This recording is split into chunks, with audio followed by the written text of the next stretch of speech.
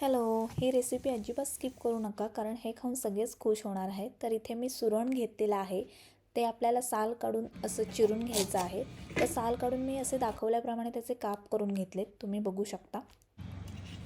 तर काप करून झाल्यावर आपल्याला ते पाण्यामध्ये स्वच्छ धुवून घ्यायचेत. इथे मी पाण्यामध्ये घातलेत आणि 2 वेळा स्वच्छ धुवून घेतलेत. त्यानंतर आपल्याला गरम पाण्यामध्ये चवीपुरतं मीठ आणि चिंचेचा कोळ, तुम्ही आमसुलाचा अर्कसुद्धा वापरू शकता, ते घालून त्यामध्ये काप ॲड करायचेत आणि छान आपल्याला 5 मिनटं म्हणजे 50% ते शिजवून घ्यायचेत. थंड झाल्यानंतर त्यामध्ये 1 ते 2 चमचे चिंचेचं पाणी किंवा आमसुलाचा अर्क, चवीनुसार मीठ ॲड केले आणि छान असं आपल्याला मिक्स करून घ्यायचं आहे. त्यानंतर इथे रवा, मीठ, थोडंसं लाल तिखट, हळद हे छान मिक्स करून घेऊयात आणि काप त्यामध्ये छान कोट करून घ्यायचेत, बघू शकता.